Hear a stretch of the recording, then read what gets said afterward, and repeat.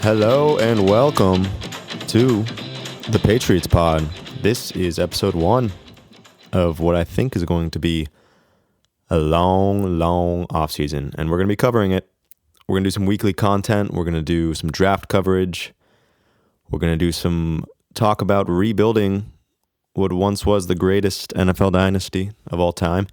And strangely, this podcast is starting at the end of the season. I was planning on talking about this season as we were hoping to see a Detroit Lions-esque turnaround with, some Dan Campbell-type culture building from Gerard Mayo. That just never came. In fact, I, along with I think a lot of other fans, would say we have done the opposite.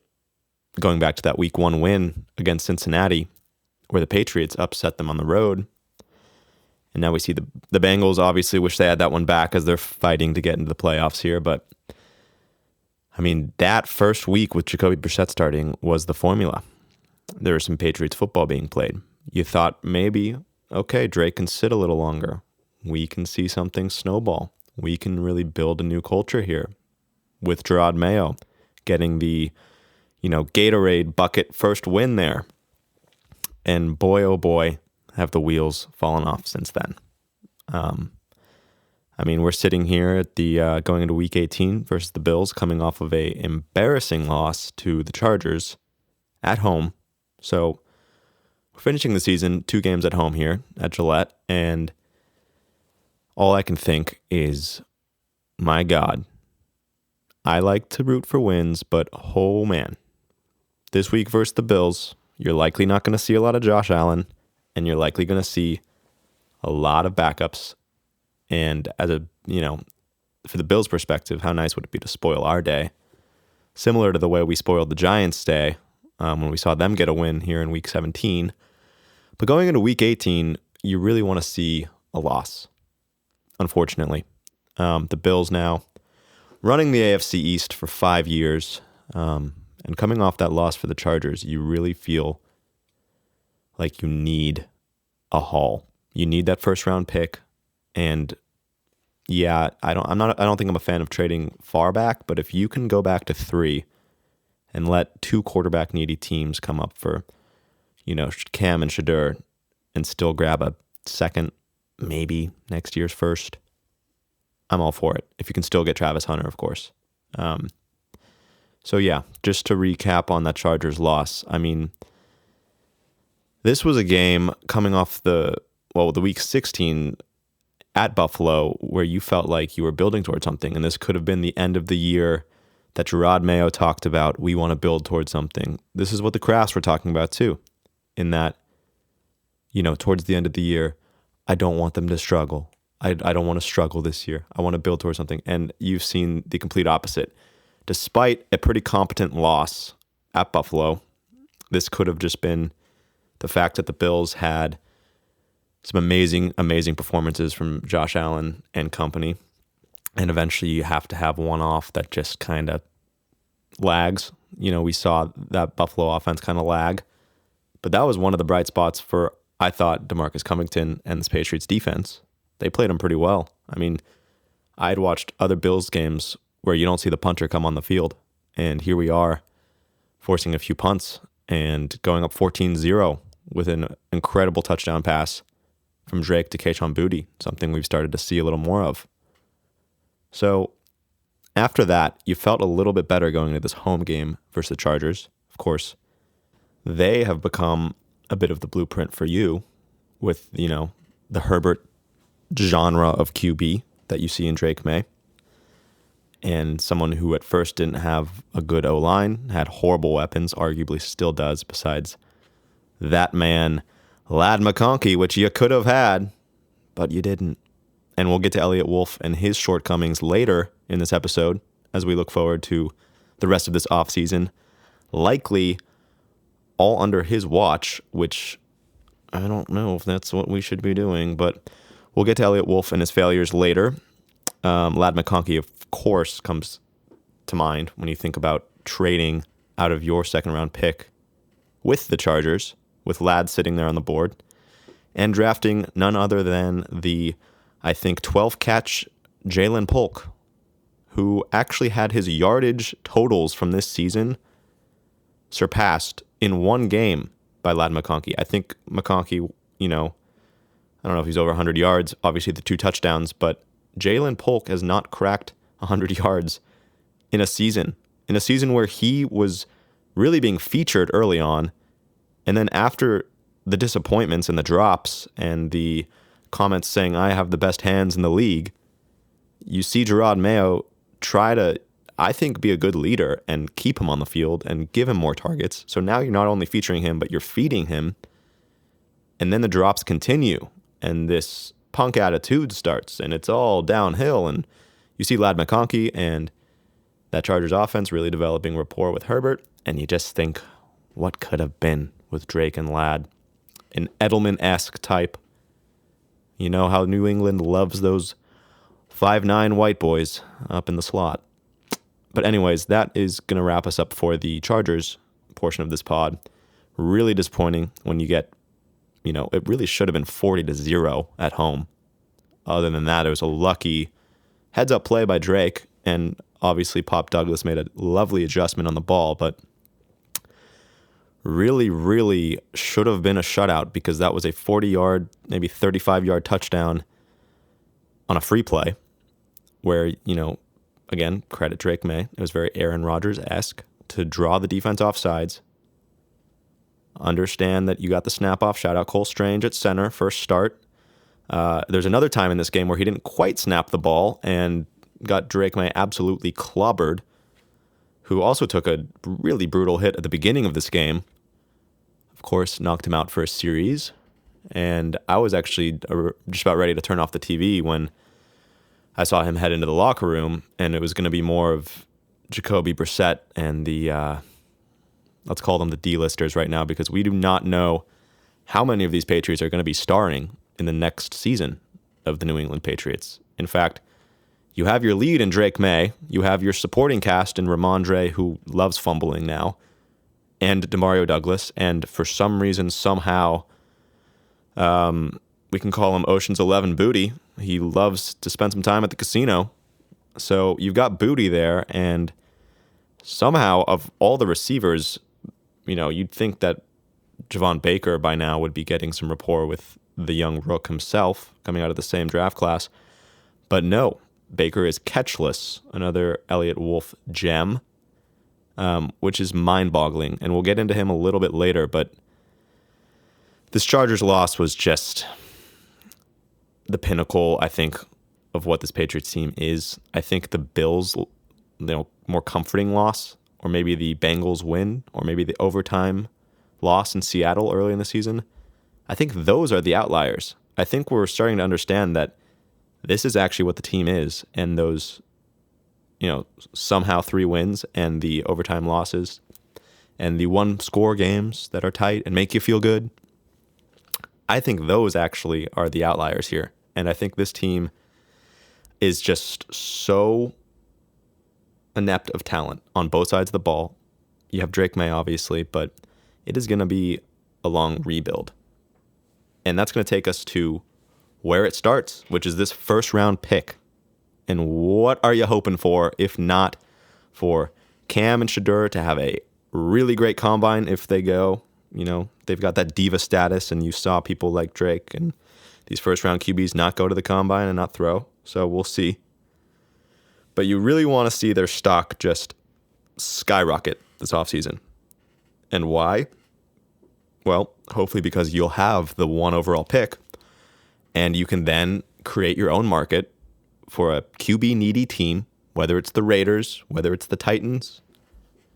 The Jets could be in play for this. There are a lot of teams at the top of the draft that are going to want to move up.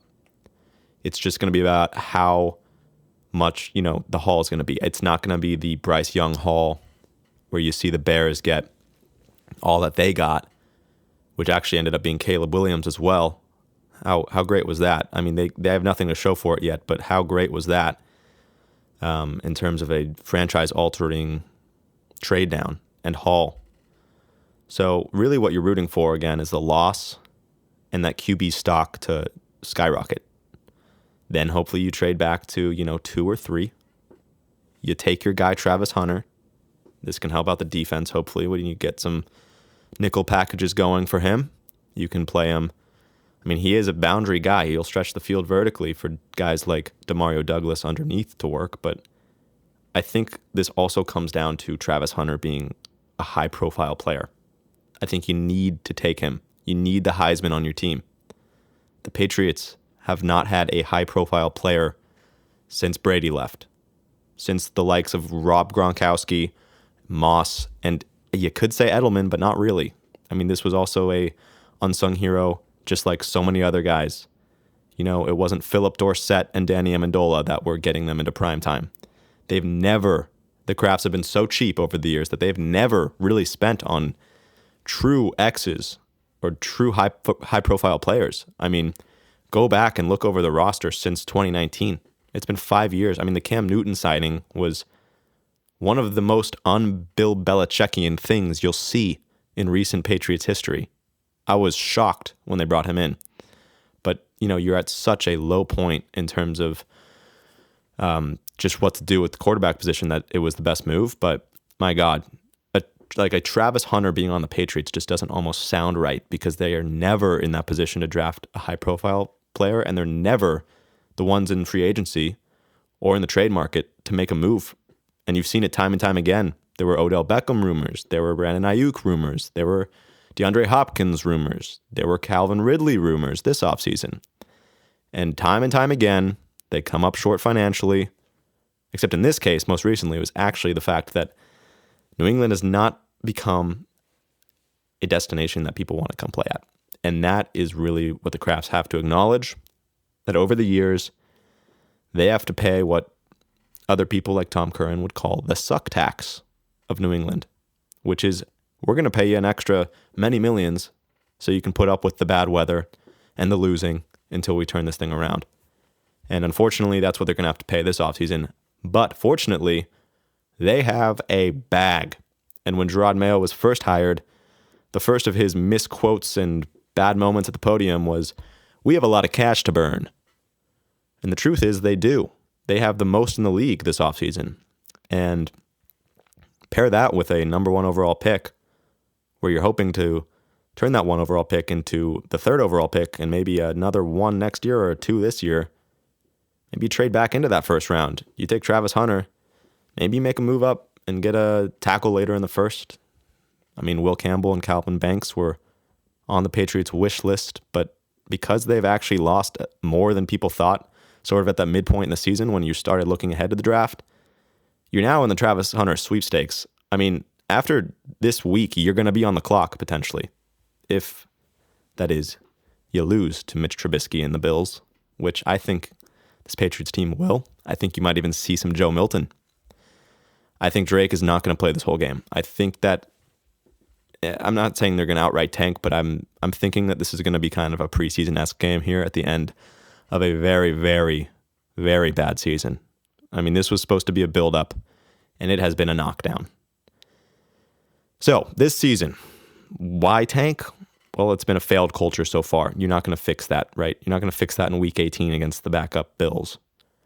And you're not going to figure it out in what's left of the season. There have been so many shortcomings that, I mean, it has exposed things that Gerard Mayo did not want to have exposed. Clearly, he was not the first choice, right? AVP was not the first choice, right? We had a lot of interviews going, and AVP, I think, was like the 7th guy that they wanted in. Mayo, of course, is kind of the heir to the throne, but this was, of course, fast-tracked when Bill had such a bad season, a 4-win season last year, which was kind of not foreseen. So they had to fast-track Gerard Mayo, who earned this job on a trip to Israel with Robert Kraft, and clearly is in over his head at the moment. I think he's very good at connecting with players. I think it's good that there is a Patriots of the past that you want to be married to. Sure, you could have that marriage with Mike Vrabel as well, and I'd be all for it. But really, it's a lot to ask of Gerard Mayo to turn this thing around with the roster the way it is. Do I think a Travis Hunter is going to fix that? No. I think there's some serious issues with the coordinators. I think DeMarcus Covington is likely on a hot seat, if not a seat with an eject button on it, with Robert Kraft's finger hovering directly above the red dot. And I think he's going to press it because this defense was supposed to be the calling card this year. It was supposed to be a defense that keeps you in games, in a moment for Drake May to, build with a young offense and compete week in and week out, and you haven't seen it. In fact, of the two coordinators, AVP might be the more redeemable one because DeMarcus Covington has had some serious, and don't get me wrong, at the beginning of the season, there was reason for him to be struggling. You saw Barmore out with blood clots. You had an early injury to Juwan Bentley, who is of course still out, but Jabril Peppers wasn't playing. You had a beat up Kyle Duggar, and this was a defense that was banged up to begin with. However, they've got just about everyone back, and you cannot blame a Juwan Bentley week 1 or week 2, whatever it was, injury on the lack of success that this once great defense has seen. I mean, 40-7, I understand that's an offensive, a poor offensive game, but 40, I mean, there have been many, many points allowed, and this is not a Patriots defense that you've seen of the past. I mean, they're just outmatched. You have guys that Bill used to love, like a Marte Mapu and a Kyle Duggar, who are these hybrid safeties that Bill knew how to play. You had guys like Jelani Tavai, who were these rangy linebackers, but some real thumpers, that you'd think Dante Hightower would have a clue about how to coach up, considering he was one of those guys himself, who was a part of some of the greatest Patriots defenses that we've seen. And he is now coaching those linebackers. You'd think Gerard Mayo would have a thing or two to tell the seemingly always lost Jelani Tavai, but no, we are seeing some very poor linebacking play. Of course, the bright spot here is Christian Gonzalez and a young, good secondary. I mean, Marcus Jones in the slot has always played well. Of course, he's dynamic in the return game as well. Alex Austin, I really like. But if you're going to bring Travis Hunter in, you're going to need to sign some big-time free agents elsewhere. A lot of that has to be in pass rush. I mean, you dished out Matthew Judon. Okay, he's gone. He's generating pass rush and scoring touchdowns in Atlanta now. You dished away who I thought was a bright spot on this team in Josh Uche, who is going to go potentially three-peat with the Chiefs. Good for him. I really like him. But DeMarcus Covington is left with not much to work with, but is just not the guy. I think we need, you need to switch up some of these coordinators in the offseason. If you don't get rid of it's hard to clean house, okay? It's hard to clean house. But if you're going to keep any of them around, I think it has to be Gerard Mayo, right? If you're going to dish one of these coordinators off, to wherever they're going to go, probably to go be a position coach somewhere, you almost want to do it with a clean flush and a clean slate, get the head coach out, bring in Vrabel, say goodbye to AVP, say goodbye to DeMarcus, and start completely fresh.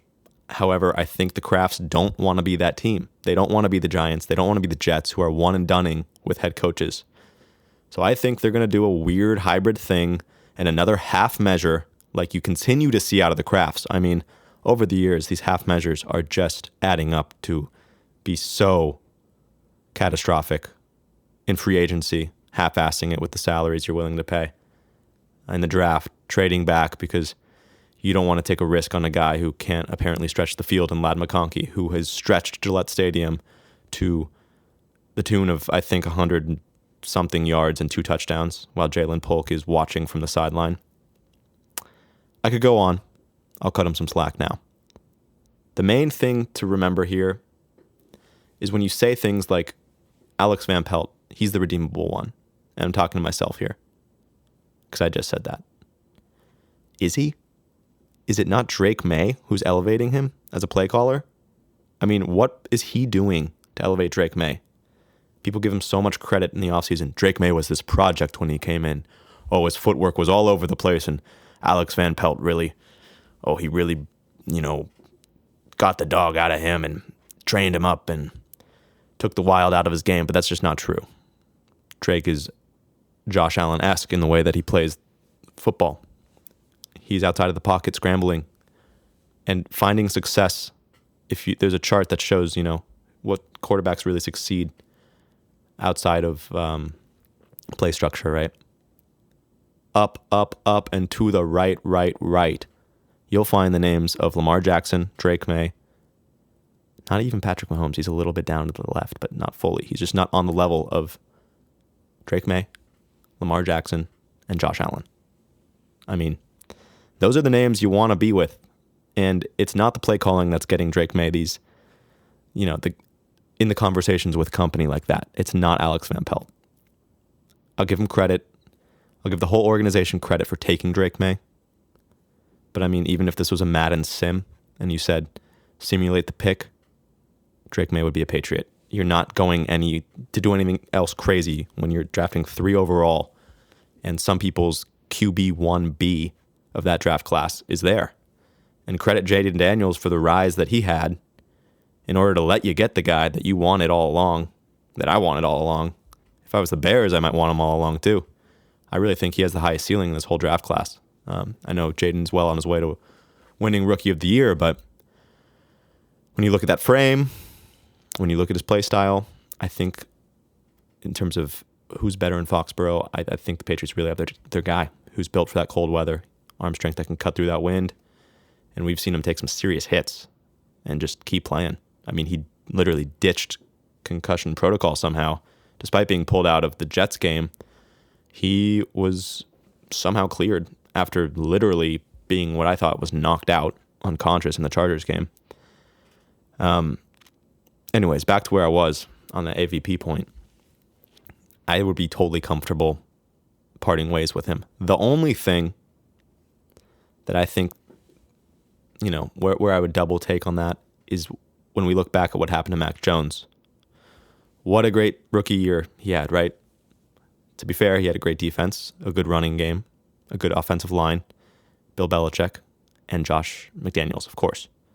So after that year, you took Josh McDaniels out of, his corner. And Bill really, I don't have the words to describe what a stupid move it was to replace Josh McDaniels with the brain trust of Matt Patricia and Joe Judge, two defensive or special teams guys calling an offense for a second-year quarterback. That's just a recipe for disaster. And look what happens. Mac completely crumbles, becomes a shell of what he was his rookie year, and he's off the team a year later for a 6th-round pick to Jacksonville. So I do wonder, is consistency when you're dealing with a guy like Drake May or a rookie quarterback in general or a second-year guy important? Is AVP bad enough at his job, which I don't think he's bad. I just think, are you going to find someone good enough to replace him to cancel out the fact that Drake May is now having to learn a new offense? That's the question you need to ask yourself if you're the Crafts and when you're making these tough decisions this offseason. And there's going to be a lot of them because New England has been a losing franchise for years now. It's not something they're used to. It's not something the people in Boston are used to. It's not something I'm used to. I mean, I'm out here making a podcast for the first time because there's so much to talk about. I want to talk to you guys. Leave your comments. Leave any comments, questions, etc. There's an email. Screw the email. Leave them publicly. Leave them on this video. Let's chat. There's so much to talk about with this team. But boy, oh boy, do they not get any national media coverage. And that's where, if you're the Crafts, you start to think really heavily about a guy like Travis Hunter. He's going to boost your national media. I mean, Drake May did a little bit, but he's really not getting the coverage that you thought. I mean, you've been in one primetime game, was a Thursday night game on Prime against the Jets where you got clobbered there, I think in week 3 or 4, albeit it was the Jacoby Brissett show, which has since been canceled. Thank God. But it's this overall lack of organization, lack of skill on the roster, and it comes back to Robert and Jonathan Kraft. And when they see a guy like Travis Hunter, who's a high-profile player, I think they're going to want him. This is going to boost their primetime experiences. This is going to get them in the national conversation again. People are going to be talking about Oh, Drake May and Travis Hunter. There's your new duo that'll feed families in Boston. It's the new Randy Moss and Tom Brady. You'll hear it on 98.5 The Sports Hub. You'll hear it on NBC Sports Boston. Everyone will be talking about it. The question is, when are the Patriots going to return to the spotlight? What do they need to do in order to get out of this 10 a.m. West Coast, 1 p.m. East Coast time slot and start playing some meaningful games? And I think it starts with him. You have an insane amount of cap space this offseason. And the question is, are you going to let Elliott Wolf loose again? Personally, he has, the accolades of the Packer way and working with a quarterback like Drake May before and drafting some great receivers. The Wolves, who did they, I want to say that was Devontae Adams, that was Jordy Nelson. I want to say a few other great receivers in Green Bay. And I was very confident in the Jalen Polk pick, but both him and Javon Baker on draft day quotes himself saying, "I'm so good that I make people in wheelchairs stand up." And we are at week 18, and he is catchless. Catchless. Double bagels. Nothing. Nada. Targets? Yes. Catches? No. None. And we're in week 18. Now, I do think that week 18 versus the Bills, you're going to see a starting wide receiver trio, likely of Douglas, Polk, and Baker, which I would like to see. I would have liked to see weeks ago because there's nothing else to see after this week. But guys like Kendrick Bourne, they're not going to be a part of what's happening here over the next few years. They're not going to be a part primarily of the rebuild. I wanted Kendrick Bourne to be one of the culture guys because he has been. He's a hard worker. He's been here since Bill Belichick brought him in and spent all that money in that one offseason with the likes of Jonnu Smith and Hunter Henry, who's actually turned on to be kind of the guy in terms of a pass catcher for Drake May. And, he has been taking a lot of snaps from guys like Javon Baker. And Jalen Polk, not necessarily. Jalen Polk kind of fought his own battle and lost his own battle against himself, really, because he was given all the opportunities that you would want as a rookie wide receiver. And maybe it was partially due to playing with Jacoby Brissett in the beginning of the year, but Drake May has targeted him many times, and you continue to see guys like Kayshon Boutte just separate themselves from the talent. Kayshon Boutte was borderline going to be cut from this team this offseason. During training camp, he was running as the fifth receiver. Maybe that's why him and Drake May have this rapport, because they were the ones throwing to each other all summer. You saw, that second team of Kayshon Boutte, Tyquan Thornton, who is bye-bye, also in Kansas City. We'll see if he ever gets some playing time again. Talk about another big miss. Really, you need to take Travis Hunter for that reason. You've missed on Polk, it seems. You missed on N'Keal Harry so badly. You've missed on Tyquan Thornton. There's the Devin Asiasis and the Dalton Keens of the world. 2 tight ends you swung at and missed in, I think, the 3rd and 4th round of a 2019 or 2020 draft. You haven't brought in, you failed all around in free agency year after year. You have so much money this year that I think you have to give Elliott Wolf another swing. As bad as the player personnel moves were this offseason under his guidance, you have guys like Chuks Okorafor who were supposed to, fix our offensive line problem, and he literally quits football, walks away from the team because he just can't stand what's going on here.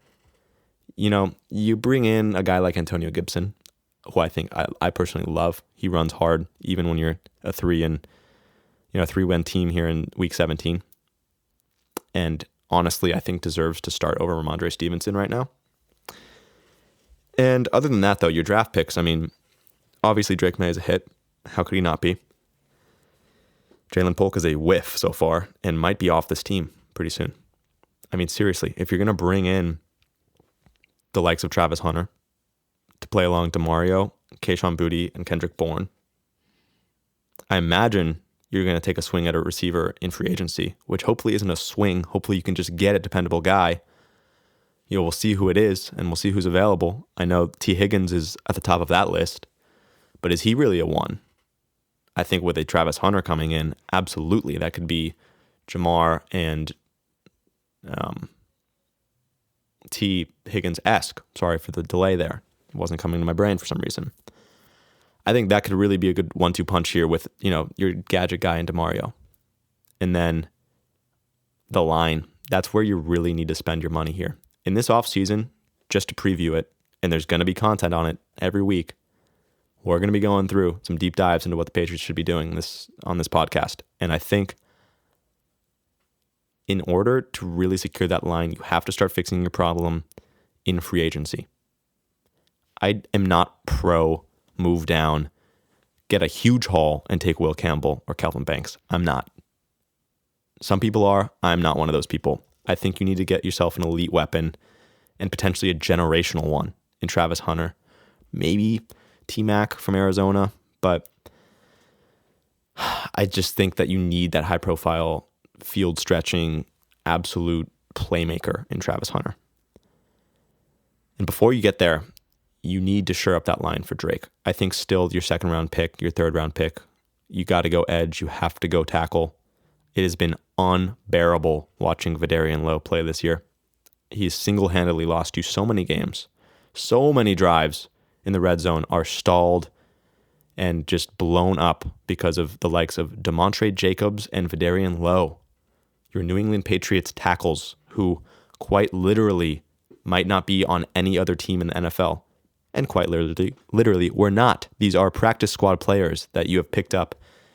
And Elliott Wolf, you have picked up these guys, and they have failed. I know, albeit you are selecting from practice squads and guys who have cleared waivers, but seriously, you thought Chooks of Korafor was going to fix your offensive line problem. Of course, you didn't have Cole Strange, who has since returned and is now figuring out how to snap a football and hopefully play some center.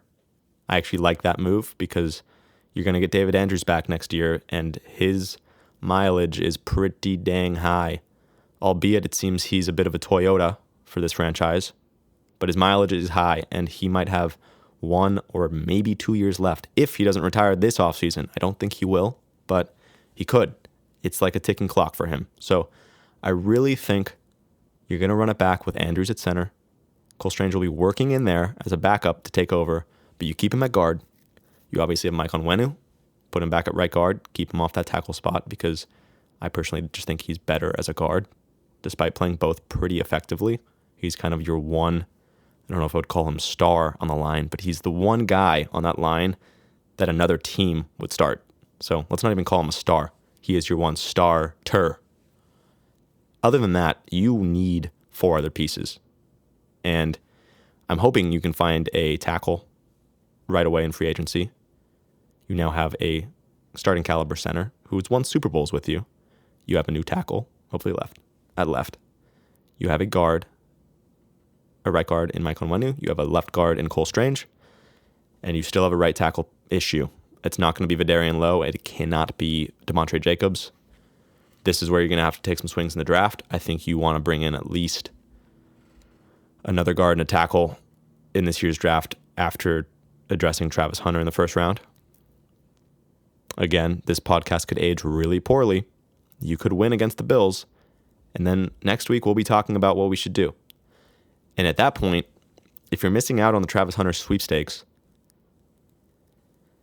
I mean, it'll depend how free agency goes. If you miss on a guy like T. Higgins, then you got to take T-Mac. If you hit on a guy like T. Higgins, then maybe you really do drop back multiple picks, get as much of a haul as you can for what would be the third pick. Because I think with a win next week, even with a win, the Patriots are guaranteed a top 5 pick, which is some peace of mind for Patriots fans this season.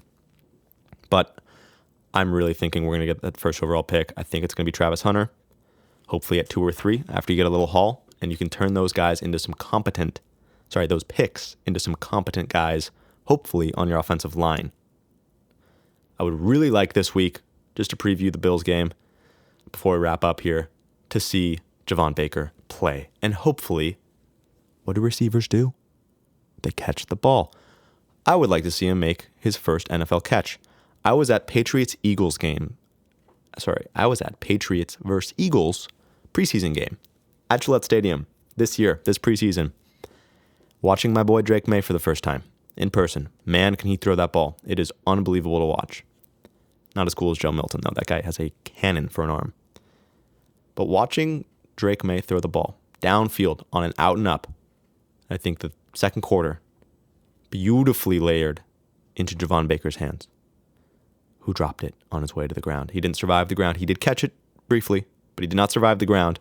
Patriots fans who really watch ball, you'll know what I'm talking about. We were all very excited about this moment because we thought this was the preview of your 2024 Patriots, and you're going to see Drake and Bake. I mean, people were talking about it. Drake and Bake, baby. It hasn't happened once. It's been unbelievable. And if I'm Gerard Mayo, this is one thing that is just like inexcusable. Play the guy. You are a 3-win team. For the last many weeks, the fact that you're not playing Javon Baker and you're still trying to backtrack on your obvious Jalen Polk failure, I think Javon Baker still is a star. I think he has much, much higher ceiling than Jalen Polk, who is supposed to just be a high floor, dependable guy. However, his floor is more like a lobby in a hotel. He is just not him. He's not the reliable guy you thought you were getting out of a great trio from Washington. And Jalen McMillan is down there in Tampa Bay where your boy Brady went, scoring tutties week after week, making an impact for his team. I know they are missing Chris Godwin, and he is filling those shoes, not to the extent that Chris Godwin is, but boy, oh boy, does it sting every time you see Jalen McMillan or Ladd McConkey trot into the end zone and celebrate, especially when LADD McConkey is doing it in Gillette Stadium in front of Robert Kraft. And I hope Elliott Wolf is somewhere just weeping tears a little bit because boy, oh boy, are seats getting hot in Foxborough. I think Gerard Mayo, after this loss to the Chargers, is on the hot seat. His seat is nowhere near as hot as the coordinators, though. I think DeMarcus Covington is almost, at this point, going to be out. I think there's going to be major changes. There has to be major changes made. And I think Elliott Wolf's on the hot seat. I think he's going to get another swing at this free agency and draft. But man, oh man, if next year starts anything like this year did, Gerard will be out of the building. I guarantee you, if they're 1-4 next year, 1-5, it's over. And the sad thing about that is, by then, you will have missed out on the Mike Vrabel sweepstakes. You have missed out on the Ben Johnson sweepstakes. Not that we're really in those sweepstakes, but I mean, if I could have my choice of ex-Patriots linebackers or pass rushers that are head coaches in the NFL, I would go with Mr. Vrabel. Between you and me, don't tell Gerard. But I'm going to go ahead and wrap up here. There's lots to talk about in terms of the draft. We're going to know a lot more by this time next week. This is coming to you on a Monday. I'm going to try to get these out on Monday. And we will know if we have lost or won versus the Bills. We will know if we have the first overall pick. There is a chance by 3 p.m. East Coast time, about 1:25, 1:15 p.m. West Coast time, if your New England Patriots are on the clock. They just might be after the Bills' hopeful loss. So that's going to be all from me. I think we can get into a lot more Elliott Wolf to-do lists next week as we sort of roll into the first week of the New England Patriots offseason, where they will not be heading to the playoffs. That is one thing we know. And hopefully they will be on the clock. So thank you all for listening. This has been episode 1 of the Patriots Pod. Boy, oh boy, it was a long one. If you have enjoyed, please consider subscribing. I'm not the guy who's going to ask for you to subscribe, willy-nilly all the time. I'm just trying to talk ball because there's so much to talk about. It's fun for me. If you guys are listening, feel free to comment. If I said anything that inspired rage in your soul and you want to, in a verbose manner, defend Gerard Mayo and Mr. Kraft, which I doubt you do, go for it. If you think I've been too nice to guys like Elliott Wolf, tell me. I want to hear your opinion. And if you have any questions for me, leave them down below. We will do all sorts of interaction with you guys. I'm not some legacy media giant who's not going to be in touch with you. I'm a fan. You're a fan. We're talking. We're listening. Let's hear it in the comments. Thank you guys for listening, and I will see you all next week for episode 2, where we will be discussing the beginning of a long off season. Thank you all. Bye-bye.